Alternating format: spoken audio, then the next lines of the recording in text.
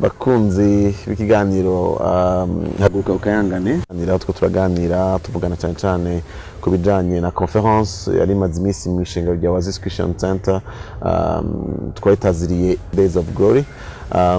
Kino gihe twari dufise umushitsi adasanzwe twatumiye kumbure bamwe basanze bamuzi mu Burundi ariko particulièrement yajavuye muri Kenya bamwe muzi nk'umuririmbyi ariko kandi umuntu yigisha ijambo ry'Imana. Nashaka asura bibwiye naho nzikomeje mu munsi. Ndabaramukije nitwa benshi banyita Dudu nkaba nubatse dufise abana babiri mushengero rya bombe yaje niho mva ya mugabo bumba i Nairobi akaba ariho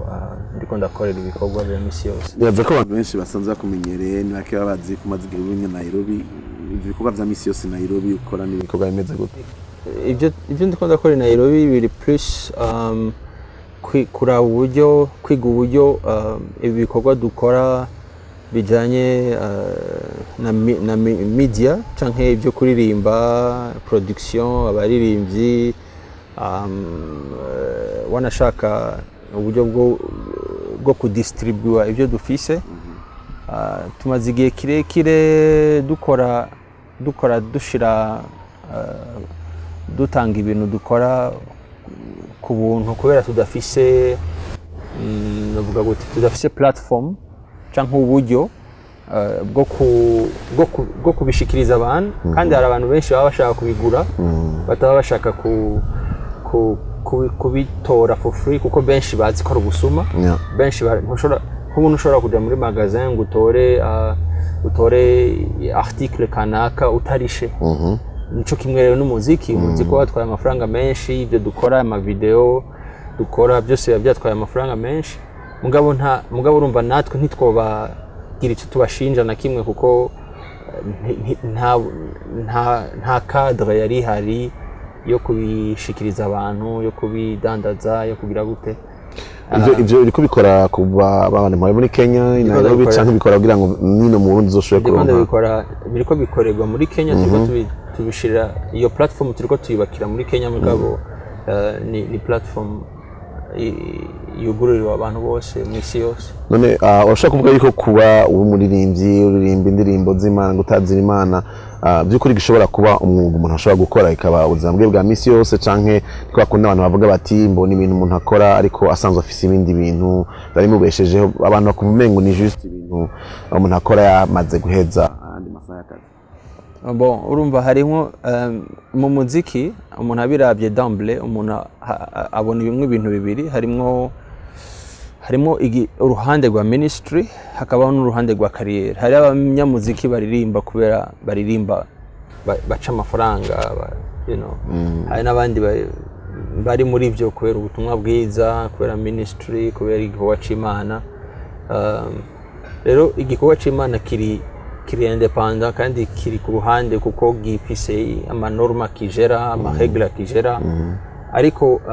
kiba igikorwa c'Imana kiba career tuje ku muziki itself. Umuziki ni industry.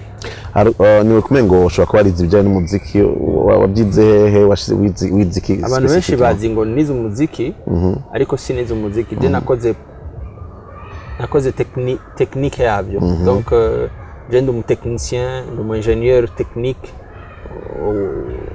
ahinyanyura amajwi. Umuziki nawize nkuko abandi bose bawize. Umuntu ashaka kuja muri universite kwiga iyo technique zijyanye n'umuziki akamara bamaze kingahe wize hehe? Muri Afrika y'Epfo. Umaze igihe kingana iki kuri? Je namagize imyaka 3 mugabo umuziki en soi utwara imyaka 4 ukaburonse licence ama ugashira kibiri ukaronka doctor. Est-ce que mu Burundi ari ahantu bashobora ivyo wize bishobora gukora canke cyo gituma wabije kuja Nairobi? Kugeza no munsi ntahari. Nagerageje kuja hanze ngaha mu Burundi kuraba uko nokora sanga expertise zanje ngaha mu Burundi ntibarayizi iyo diplome ntibanayizi. Okay.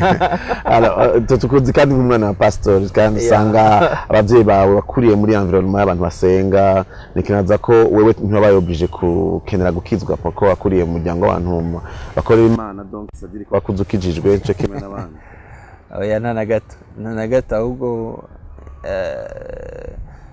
byarageze igihe birandambira kuko numva bitariko birareponda kuco jewe urazi ikibazo gihari en fait idini ntirireponda ku muntu ubu Kristo n'umuntu n'umuntu ku wundi muntu yitwa Yesu kundi ku Mana yiwe n'umuntu ku Mana yiwe hanyuma ibyo bindi byose ni migenzo iyo rero baye mu migenzo utazi uwo muntu birakurambira. None wewe n'iryari wageze aho mumenya vy'ukuri ku giti cyawe kumva uti ndagombe gufata? Je nahuye na Yesu muri 1998 niho na Yesu ubuzima bwanje naho nabatizwa kuko ibintu byinshi na ku biblique nyinshi nazigize ntakijijwe. Abantu benshi ico kintu kirakunda bakunda kucihendako kubera ko igituma nakibajije namaze guhura n'abantu kugira ngo uyu mwana kaje wende umupapa ndi umupastori ifise madame wanje umupastori ukamengo twavyaye abantu bakijijwe ari gukizwa n'ingingo nkuko yaje kubivuga nabega kubijanye na n'umuziki ku buryo bukuririmba nikiye kintu kikwinspira ni hehe hantu kura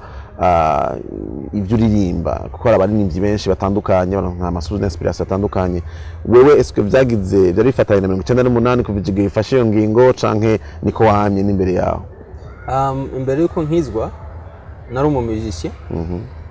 nakorera kuri centre des jeunes Kamenge narukanye n'aba BD ba Kakabone bande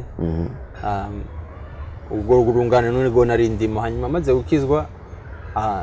urukundo numva nkunda Yesu ico gihe rwari no kumva ampaye essence y'ubuzima hanyuma ndaraba tout autour de moi nsanga ibintu mbona byinshi ni mediocrité cyane turabye mu muziki je rero mpagurukanwa nico kintu cyo kumva ko ibintu aho mperereye antuka ibyo ndiko ndakora bibwizwa kuba excellent.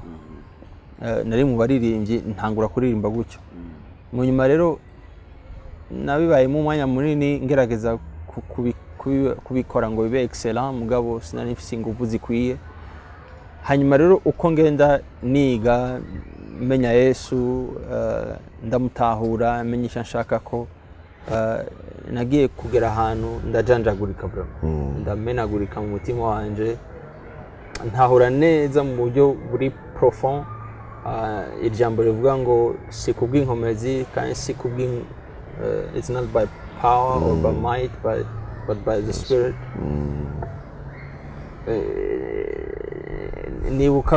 Ndibuka ko ubuzima bwo kuririmba bwanje bwahindutse igihe nabatizwa muri Mpwemu Yera igihe nahura na Mpwemu Yera this time kabisa ku giti ciwe tukivuganira kuva ico gihe rero uburyo nandika byaciye bihinduka kuko kera nandika out of my head ujanye na poetique nkuko navyize cyane nkuko ndavyumvira ko byo bari byo ariko kuva ico gihe maze kugira une relation iri intime hamwe na Mpwemu Yera byaciye bihera indirimbo iza kabushungwe iza from something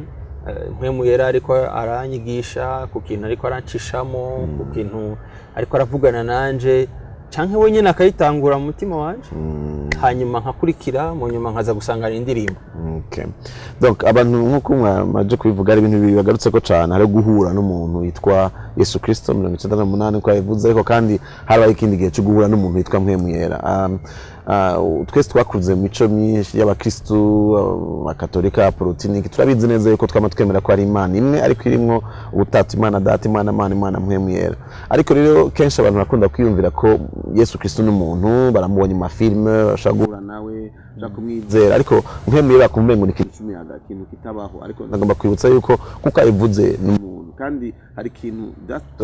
ijambo ry'Imana tubwira ngo yuko dushobora kubatizwa muri Mpwemu Yera. Nuvuga ngo nkuko umuntu ashobora kubatizwa mu mazi ariko kubatizwa muri Mpwemu kugira ku rugezo aho by'ukuri urongorwa na Mpwemu Yera aho nkuko ariko aravuga indirimbo cyangwa ikindi cyose wumva by'ukuri ari umuntu ariko avugana nawe kandi ariko araguhishurira ikintu kidasanzwe. Donc rero ugasanga umuntu ashobora kubaho akamenya Kristo ariko akazorinda amara imyaka n'imyaka atigeze arondera guhura na Mpwemu Yera magiranire imigenderanire myiza hamwe nawe. Unagomba ngo tugaruke gatoyi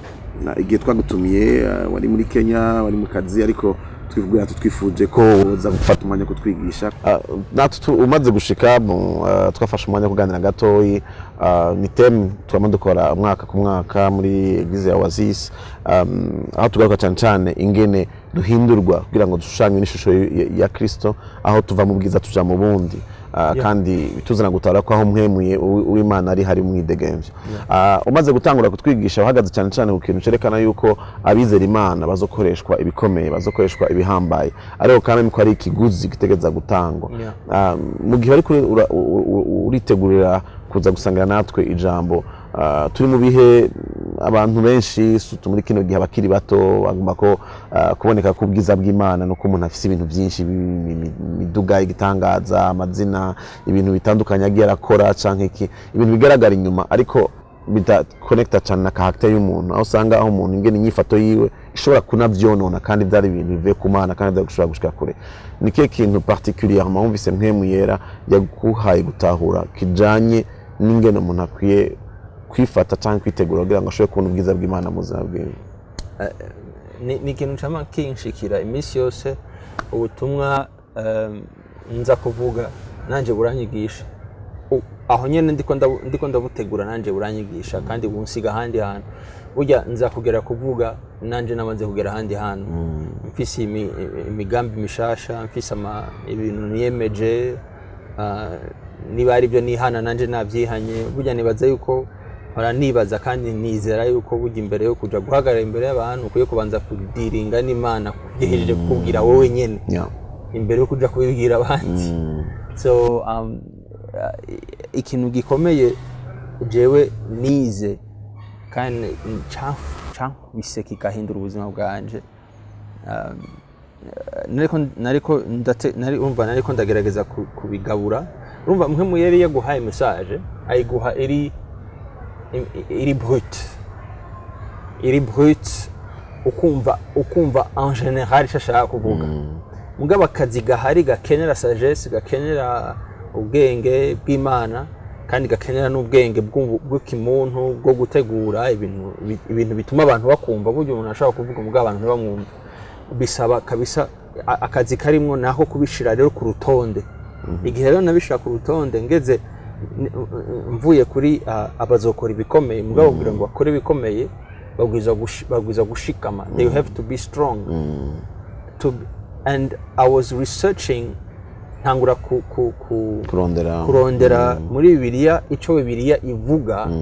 ku muntu ari strong ku muntu akomeye umuntu ashikamye umuntu akomeye Bibiliya ivuga iki ni iki definisa nk'umuntu akomeye you know ndaparkura rero Bibiliya yose cyane ifata ku mutwe cyane ifata ku mutwe ndavuga ni yo urumva kuko inkomezi muri iki gihe cyacu cy'Ukristo bwa kino gihe inkomezi abantu iyo bakubwiye ngo umuntu afise ububasha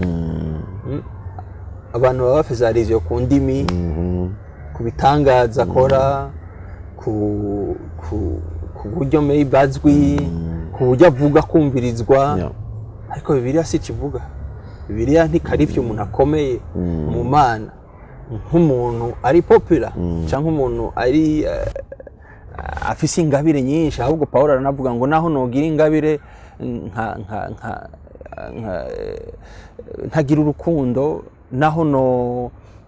no kwita mu mavuta ntagira urukundo donc Bibiliya ugiye kuraba ingene ivuga ivyo tubona bidukanga bitujegeza tuvuga tuti wow Bibiliya sivyo uribuka Yesu igihe abigishwa bagaruka bavuye kuvuga ubutumwa ngo abadayimoni bavuyemo ngo tibuka ko ari bariko arabikora ngo abadayimoni ngo bagiye ngo ingwara zakize ngo baravuga Yesu aravuga ati ahubwo ibyo ni mu byihoze ngo munezerererwa ahubwo cane ko muzwi mwijuru ko imazina yanyu donc ibyo ibidufrapa mu maso ibyo tuguma twerekana ibyo tubona bikadukanga finalement si byo Bibiliya ishira imbere si byo ndiko ndaparikura Bibiliya ndabye definition Bibiliya iha umuntu akomeye ni selon ukwizera kwiwe. Ugukomera mu mpemu, ugukomera mu Mana kungana n'ukwizera kwawe. Wow. And I was shaken.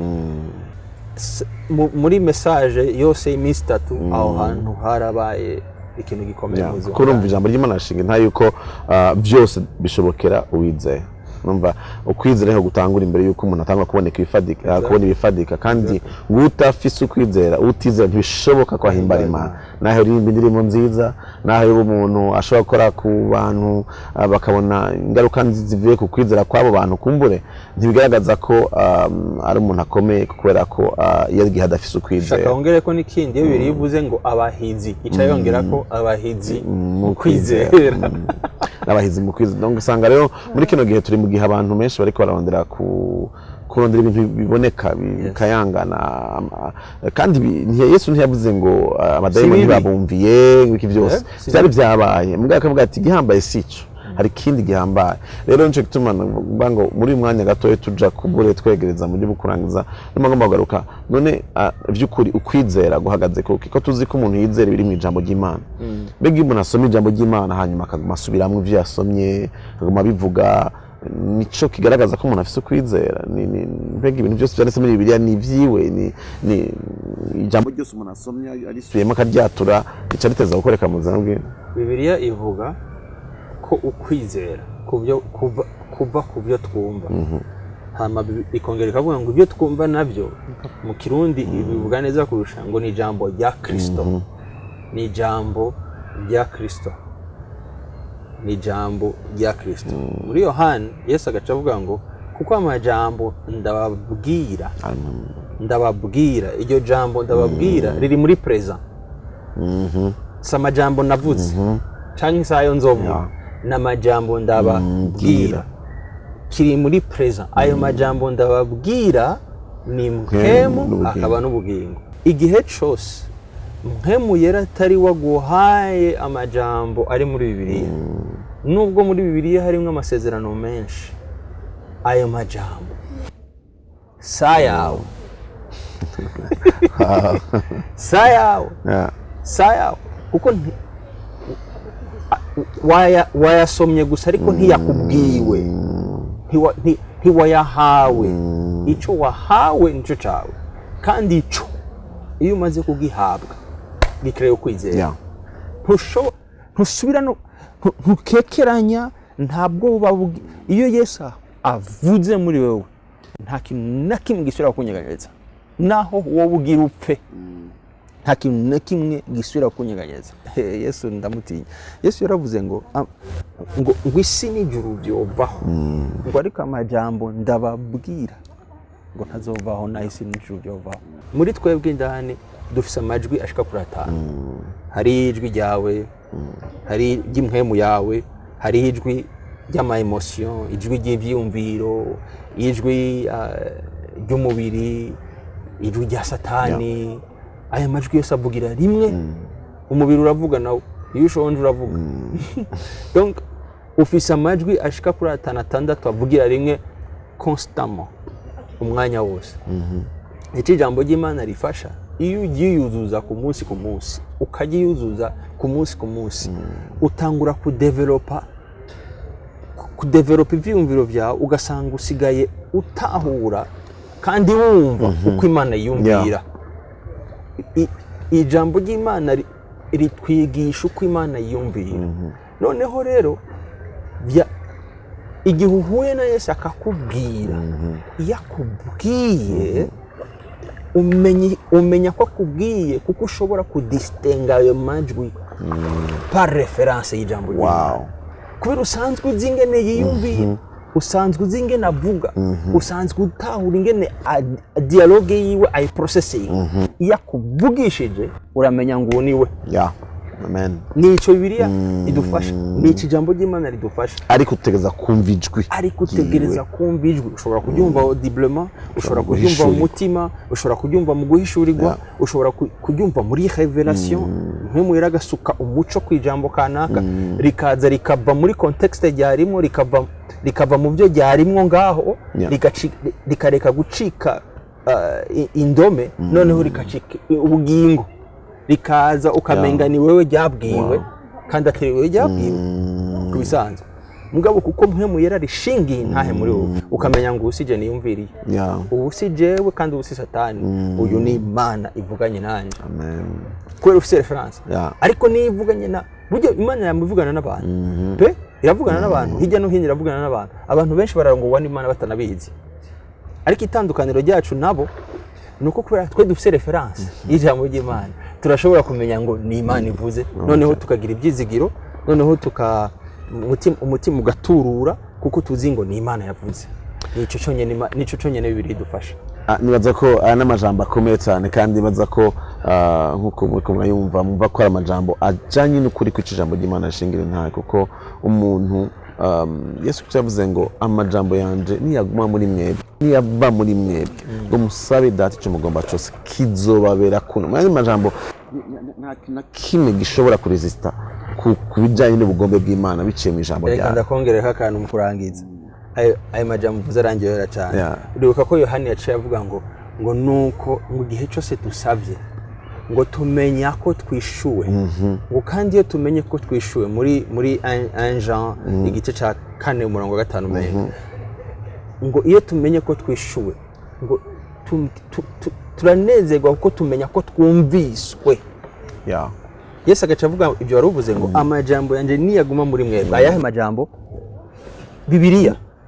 ari amajambo niyaguma muri mwebwe muze musabe icyo mushaka cyose kuko ninabishura muzomenya ko ari je mvuze muzomenya ko ari je mvuze muzoshobora kumenya ariko ni hari ikindi kintu twavuze muri conference ikomeye cyane iyo ugomba kwinjira mu buzima buri surnaturel umuryango n'umwe biri clair no kumvira Yesu yaravuze ko tutamukundisha ama emotion yaravuze ko tutamukundisha ibyo twiyumvira yavuze ko tumukundisha kubaha kumvira ibyo yavuze ibyo yatugeze iyo rero ubyumviye uribuka Petero igihe yakura ikirenge mu bwato agahonyura ku amazi yakomeye ashize ku ikirenge atarashira ikirenge amazi yari amazi ntiyari kuzopfa amenye ububasha bwa Kristo nica avuga iyatumvira sinzi ikintu ko mucumvise nuvuga ngo ikibazo gihagaze ubwa mbere twamaze kumva yuko ikintu gituma gitandukanya abantu n'abandi mu bwami bw'Imana ni kwizera mu kwizera kuva ku ukumva iki ijambo rya Kristo rero iyo umaze kuryumva nuko utegereza kurishira mu ngiro ukumvira ugakora Yesu Kristo yavuze ngo hari abantu kwisi babaho ariko bakaba nk'ibijuju barashobora kumva amajambo ariko ntibashire mu ngiro kandi barayumvise isenyuka ryabo birigo ngo bizosa nk'inzu haje sinzi igihuhusi ngo bigasambuka nk'uko bengo bitigeze kubaho sinzi ko mumaze kubona abantu je kera mu buto bwanje nakunda umuziki cyane nakurikiye abastar benshi natamba muziki ariko ari gihe iyo ndikondera iherezo ry'abantu nari nzi ko ubuzima bwabo sinzi niba no gupfa ntibazopfa ariko ukaraba ingene histoire nigeze kubyibuka gato ndavye abantu nka Michael Jackson n'abandi kuri abanterema umuntu yazi ko ashobora guhambwa no kwezi ariko umunsi umwe abantu badarengana 250 histoire y'ubuzima ikabiheza abantu bari bakomeye ku isi bari bahambaye ariko iyo sukuvuga ngo ntibumvise amajambo sukuvuga ngo ntibumvise iby'Imana ariko gusa niba batabishyize mu ngiro ngo byase bice bigasa nko kumengo n'umuyaga uraje urakwega ariko ngo iyo wumvise amajambo ukayashira mu ngiro kumvira gusa n'umuntu yubatse inzu ye ku rutare ibihuhusi ntiyavuze ngo ntibizoza kuza ibihuhusi bizoza kandi n'ivyaza bizoza gushinga intare ko wubatse ku rutare kandi abantu bazobimenya ko ubuzima bwawe atari cyo kimwe n'ubw'abandi sinzi ingene bayo sinzi ubuzima bwawe sinzi ingene wiyumvira mu buzima bwa misi yose ngomba kubwira ikintu kimwe amajambo atuma tubaho muri iyi si dufise amahirwe tunezerewe duca mu bihuhusi no mu bikomeye tukarengana n'ijambo rya Kristo twahishuriwe bivuye mu byo twasomye mu byo twize mu buzima bwacu hanyuma tukabishira mu ngiro bikabeshaho ubugingo bwacu ngamba ngo turangize kuri uyu mwanya shimira cyane mwene data Dudu kandi nizere yuko tusa kubona kenshi tufunze Nairobi dusanga yo tume turandira muri park twicare ariko amajambo tuyavugane tuyasangire n'abantu benshi ko abantu batubona abantu bakora kubona uri kura uraririmba abantu bakubona n'amahoro n'abantu bakambaza gukora ibi canke biriya kuri gurazunguruka hirya no hino ku isi itandukanirizo ivyo bintu bivahe ntibamenye ko biva kuko kwizera ihagaze kw'iryo jambo bakibaza ko ari imitwe nk'iy'abandi bose ivyiyumviro gusa umuntu yumvira ariko namubwira ngo niba uyu munsi mu buzima bwawe wari usanzwe udafise urufata reka turangize wishura kuri ikibazo hari umuntu acaye ibaza none inkora ikeje mu gitondo ni ikintu birasanzwe cyane Bibiliya ibyishura mu majambo make ukuri umaze kumenya abari kugendera hari ibintu antuka umuntu afise ikibazo nk'ico nuko akijijwe nuko ashaka kumenya Yesu nuko ubudakijijwe ntarabaza gutyo ubudakijijwe ari muri uwo Yesu ninde no mumenya gute mugabo umuntu abajije gutyo umuntu yibajije gutyo ni umuntu arondera Yesu rero hari ibyo umaze igihe wumva hari ibyo umaze igihe utahura tangura ubigenderemo ndashaka kukubwira mwebwe mutwumviriza ndashaka kubabwira ikintu kimwe mu kurangiza nababwira nimba hari dimension y'Imana wifuza kubamo ukaba utarayibona ikibazo ni kimwe cyonyine swat hari ukuri utazi cyangwa ukuri uzi nturakugenderamo batandi majambo twakongera kuri amajambo tuje kumva n'ubutunzi butagira uko bungana budufasha kubaho tugendera mu ntsinzi mu buzima bwacu nashaka kwamesha yuko intumbero y'ikiganiro sugira ngo tubabwire ibyo tuzi gusa sugira ngo tubashingire nta intumbero nyamukuru ego ni kugira ngo dushobore kwigishanya nugira ngo dushobore gutahura amabanga mashasha igihambaye cyane nugira ngo niba ufise ikibazo ushobore kubaza tugufashe tuganire dushigikirane gushika aho umuntu wese abaho ubuzima bw'amahirwe amahirwe arabaho ngaha kuri isi no mu bihe bigoye no mu bihuhusi amahirwe arabaho n'ingora naho nziza ntizishobore kunyiganyiza umutima wawe ico wizeye kandi kiguha kugira amahirwe ni muri ubugingo n'ubugingo budashira mwakoze cyane gufata uyu mwanya gushaka kubikurikira Imana ibahezagire wakoze kandi nawe mwakoze nawe